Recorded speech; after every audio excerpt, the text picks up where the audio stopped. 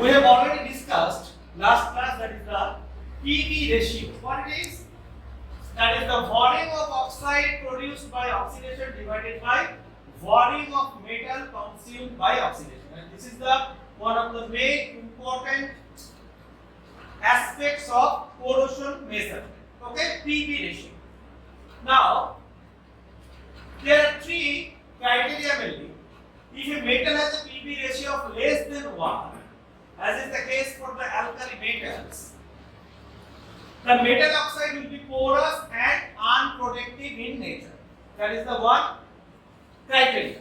Next one is the, if the PV ratio is more than 1, as in the case of iron, that PV ratio is equal to 2.15, the compressive stress will be present and the oxide tends to crack and break up. That is the one. Another one we want to say less than 1 and greater than 1. Now, if the PV ratio is close to 1, the oxide may be protective, but some of the other factors also has to be satisfied. Clear?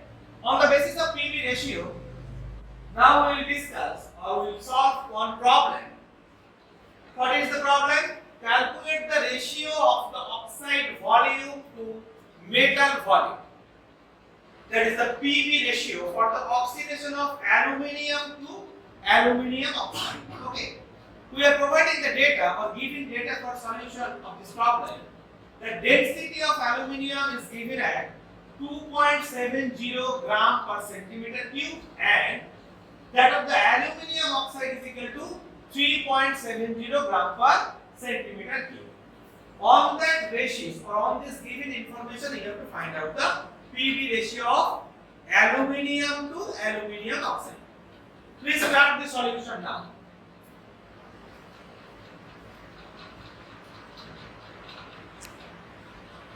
I have given you the solution, but try to understand what is the how we are solving this problem first. Because according to the ratio or PV ratio, we have to find out the volume. Clear? How will find out the volume? They have given you the density of aluminium as well as your aluminium oxide. Clear? Now, if you are able to find out that how many mass or how much mass of aluminium is converted to aluminium oxide, then you will get the mass of aluminium as well as mass of aluminium oxide. How we will get that one? On the basis of the stoichiometric reaction only. Clear? First you have to write the stoichiometric reaction for conversion of aluminium to aluminium oxide. What it is? What is the reaction? The reaction will be 4 aluminium plus 3 O2. What it is means? The 4 moles of aluminium will react with 3 moles of oxygen and we will get that. How many moles of aluminium oxide? 2 moles of aluminium oxide. Clear? In your exam, the molecular mass of aluminium could be given or not. If it is not there, you have to remember the value. Clear? Now, how we are solving this one? We are saying that to find this volume of aluminium oxide, we are saying that, or we are assuming that, clear? The 100 gram of aluminium. We first find out the how many mass of aluminium oxide will be there. We please check it. That is the our equation. That is the stoichiometric reaction. 4 aluminium, 4 moles of aluminium. We are saying it's a 100 grams of aluminium converted to aluminium oxide, but we don't know. Mass we have to find out. We first assume for solving the problem our mass of aluminium is 100 grams. Clear? Now on the basis of stoichiometric reaction, we are able to find out that how many mass of aluminium oxide should be produced. Clear? All of you know the stoichiometric reaction and you have already finished that one in your second semester, I think. Okay? Then, if I am providing you the mass, molecular mass or molar mass of aluminium, that is 26.98 gram per mole. But I have already written here. And the aluminium oxide, the molar mass is 102.0 gram per mole. this one you are able to find out that the 100 gram of aluminium converted to aluminium oxide in a mass of 189.0 gram. Clear? 100 gram of aluminium consume the mass of oxygen and they are converted to aluminium oxide of 189 gram. Now, simply we will able to find out the what should be the volume because density is already given. Now we will find that the volume of aluminium oxide. Mass of aluminium oxide 189 we have already find out and the density of aluminium oxide is given in your problem. Then solving this one you will get 189 by 3.70 gram per centimeter cube. The value will be 51.1 centimeter cube. That is the volume of aluminium oxide.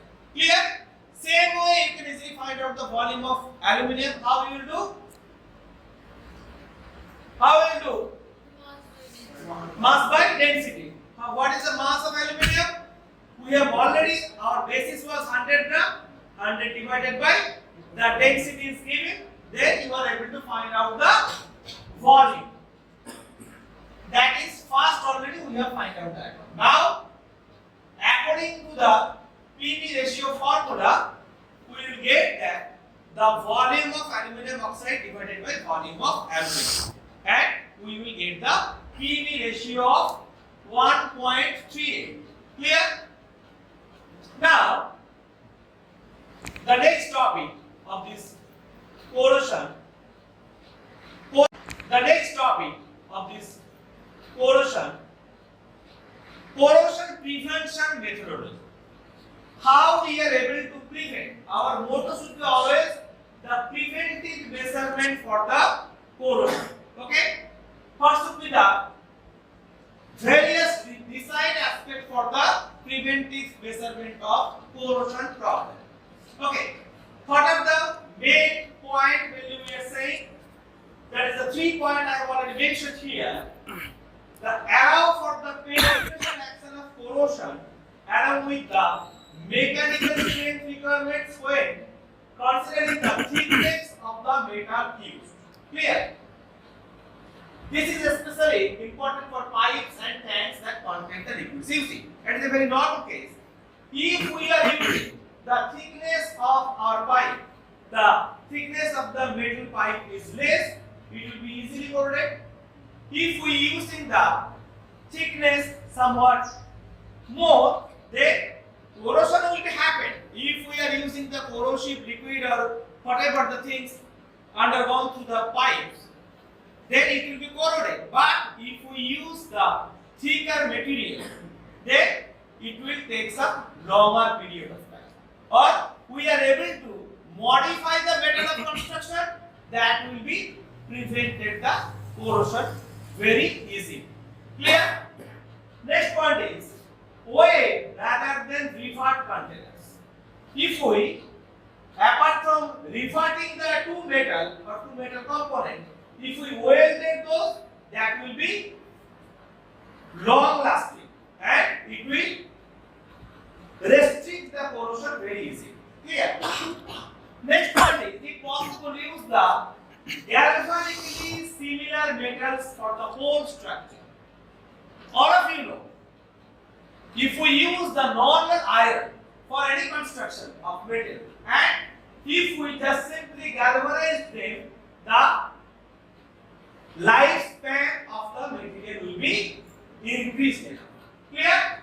Now, if possible, what do I say? Using galvanically similar metals for the whole structure, avoid the dissimilar metals that can cause the galvanic corrosion. Clear? Those are the three important design parameters always you have to keep in mind for restricted or inhibit the corrosion process. Clear? Next point. Avoid the excessive stress and stress concentration in corrosive environments. Okay. To prevent the stress corrosion cracking. We have already discussed initially what are the main corrosive environment. We can say everything is pure corrosive environment. Only the thing is Some environment will easily corrode and some environment will be corroded, but it will take some longer period of time. Clear? Now, the fifth point is avoid the sharp bends in piping system. If any bending is there, any joint, those portions will be easily corroded or it will be taking lesser time for corrode. Okay? Apart from the strain, there is no such bending or any attachment is there. Clear? Next point is design tanks and other containers for easy draining and cleaning. Clear? If those are the draining system and cleaning system is very easy, then those will be corroded in a very not easily. Because if the draining system or cleaning system is not proper, what will happen? It will be stuck to the material and it will enhance the corrosion very easily. Clear? If the cleaning system and drainage system is very proper in nature, then corrosion will not be easily possible. Clear?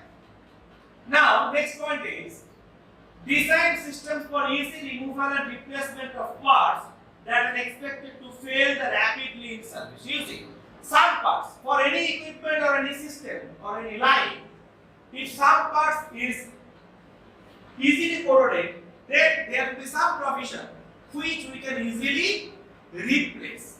Clear? Then also we are able to control the corrosion in proper way. Those are the main design aspects. Next one is the design heating system so that the hot spots do not occur. If hot spots will occur easily, then corrosion will be very easily occur. Clear? Those are the main things you have to keep in mind for design for inhibition of corrosion. Now, protective coatings for corrosion. Clear? Mainly, we are providing some kind of coating which will restrict the corrosion very easily. Clear? Two kind of coatings are there mainly. We are saying say anodic coating and cathodic coating. Okay, I will discuss later that one. First, protective coatings for metal. Different varieties. What are the main different varieties of protective coatings are there? First we will discuss, then we will go for the anodic coating and cathodic coating. Clear? First one is the galvanizing. Already we said when I have gone through the design prospects of corrosion, how we will do galvanizing. Immersing the metals in molten zinc to form a protective zinc layer. That is the galvanization only. Clear? Next part is the powder coating. What it is? Spraying electrostatically charged powder onto metal surface, then curing to form a durable coating. What we are doing first? We are spraying some electrostatically charged powder on the total metal surface. After that, curing. What is curing? We have to do in it some controlled temperature with phosphate layers to improve paint adhesion and the corrosion resistance. Clear? Next point is the anodizing. Electrochemically oxidizing metal surface to form a protective oxide layer, typically on aluminium, and it will prevent the corrosion. That is the anodizing. Next one is the paints and primers. That we know all of you. Okay, for your any construction in normal our building, home, our main motto for paint is for protecting the whatever the iron rod or steel rod, whatever things we are using for our construction, that we protect from the corrosion or corrosive environment. Clear? Next one is the vinyl coatings. Applying the vinyl based coatings for corrosion resistance and electrical insulation. If we use the vinyl coating, it will provide two advantages. What?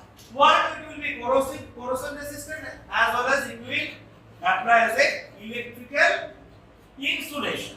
Clear? That will not electrically easily converted. That is the electrical insulation. Okay. Next point is the cathodic and anodic protection. That is the last topic of this mainly protection. Corrosion protection. Clear? Here, what is happening mainly? The cathodic protection corrosion control can be achieved by a metal called cathodic protection, in which the electrons are supplied the metal surface to be protected. Whatever the metal we have to protect it, there we have to supply some electron and it will be protected. Clear? As for example, what we are saying here, if you check the equation, Fe2 plus 2 electron, what it is? What is this type of equation? That is the oxidation reaction or reduction reaction? Oxidation reaction. And next reaction is 2H plus 2 electron and converted to hydrogen. That is the reduction reaction. If any electrochemical reaction, always the oxidation and reaction will be simultaneously, it will happen.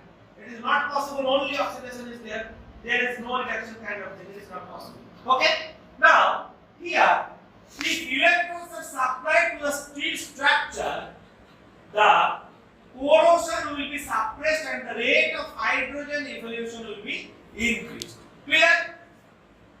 Thus, if electrons are continually supplied to the steel structure, corrosion will be suppressed, means inhibit. We are not providing this corrosion will happen, suppressed. Okay? Electrons for cathodic protection can be supplied by an external DC power supply. Next one, by galvanic coupling with a more anodic metal than the one being protected. Part equals to. What is this? Galvanic coupling with a more anodic metal than the one being protected. Okay? Whatever the things we are using, that is more galvanic protection is there. Clear? Now, the cathodic protection of the steel pipe by galvanic coupling to a magnesium anode. For this one, we are using some magnesium anode. Okay. The magnesium anodes that corrode in place of the metal. Clear? Here, instead of our whatever the suppose iron, that is not corroding, but your magnet, whatever this thing is corroding, magnesium. The magnesium anodes that corrode in place of the metal to be protected. Our metal, suppose we are considering as iron. Clear? Most commonly used for the cathodic protection because of their high negative potential and current density. For this one mainly we are using the magnesium as a anode. Clear?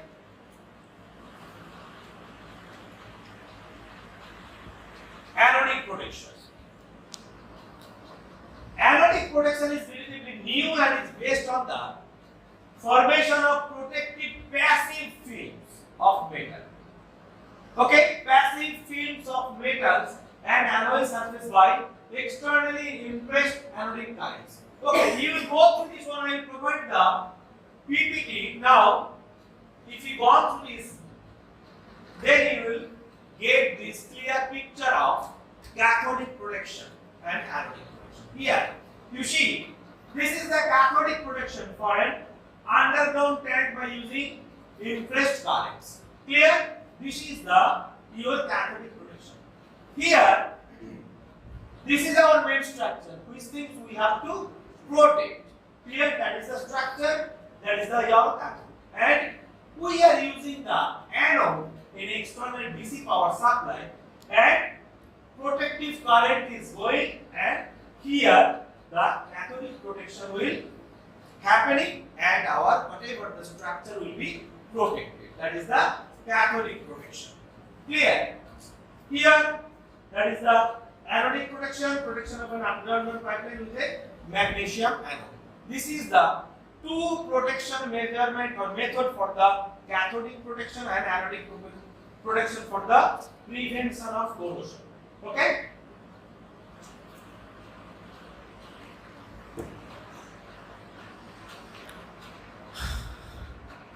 Mainly most of the part whatever according to your syllabus I have already covered for this corrosion. Okay, that is the last topic and it is covered.